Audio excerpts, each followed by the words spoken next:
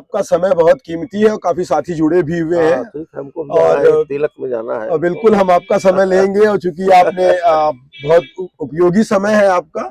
मगर हम ये भी जानना चाहेंगे आपको कि अपने यहाँ की जो कुछ हस्तियां रही हैं आप लोगों के समय में, जो निकल करके आज उस स्तर पर अपने गांव का नाम रोशन कर रही, थोड़ा सा उनके बारे में प्रकाश डालिए। और एक चीज और है कि अपने युवा कैसे उन सब चीजों से सीख ले सकते हैं, एक बार इस पे भी फोकस जरूर देखिए, अब जो है हमारे यहाँ जो है एक श्री पंडित दयाशंकर पांडे थे, और चीफ कंजर्वेटर से रिटायर हुए, और फॉरेस्ट रेंजर से उनकी पोस्टिंग हुई।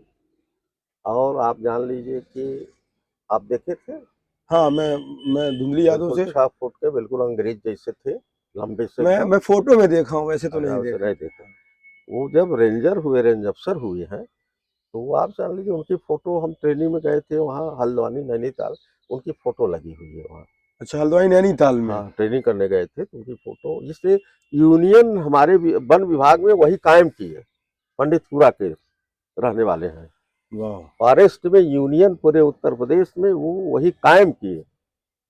साथियों, ध्यान ये दीजिएगा कि पंडितपुर की धरती से पहले ऐसे व्यक्ति रहे अपने दादा पंडित दयाशंकर पांडे जी, जो पूरे उत्तर प्रदेश वन विभाग में यूनियन स्थापित करने वाले व्यक्ति हमारे दादा पंडित दयाशंकर पांडे जी थे। हम आगे अब सुनते हैं और अनुभव चाचा जी के। और एकदम ईमानदार आदमी, ऑनेस्ट पर्सन, एकदम ऑनेस्ट। जब दौड़े पे जाते थे तो उसमें मेटाडोर गाड़ी थी, उसमें पालक लौकी सब जाता था।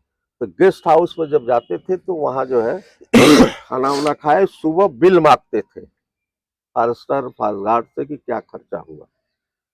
अगर वो बिल में थोड़ा सा भी कम कर दिया, मान लीजिए 200 खर्च हुआ, उसने 50 ही लिखा, एक उसमें कह रहे अधिकारी है तो सस्पेंडेड हो जाएगा वो उनके शासनकाल में। हाँ, उनको शंका होगी हमको ये खिलाया गया, हाँ, पैसा कम ले रहा है, सस्पेंड कर देंगे।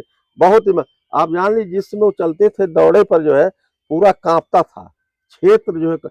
यहाँ तक कि हमारे सामने की बात है, एक गेस्ट हाउस था वहाँ बनारस में, राजा साहब काशी नरेश का, हम वही थे, वहाँ भी इंचार्ज थे हम उस गेस्ट हाउस के। तो ये हम पहुँचे जो है, डीएफओ थे उस समय, थे। और उस समय यही जो है मुट्ठीगंज के एक लक्ष्मीकांत जो है मिनिस्टर थे, डिप्टी मिनिस्टर थे फॉरेस्ट के, ये भी गए थे। और वैसे बिहार का बॉर्डर है, वो जो है नदी बह रही थी, उस पार हमारा फॉरेस्ट था, रिजर्व फॉरेस्ट था। तो वो वहाँ का कि वो उन्होंने कहा कि ऐसा है कि पांडे जी आप इसको सब जो है ना, ये सब जोतवा लीजिए, मल्लाहों को हटा दीजिए। तो उन्होंने कहा देखिए ये दोहरी नीति आप हमको मत बताइए, दोहरी नीति हमारे साथ आप मतलब आप उधर वोट लेना होगा तो आप कहेंगे कि जो है ऐसे वैसे आओ,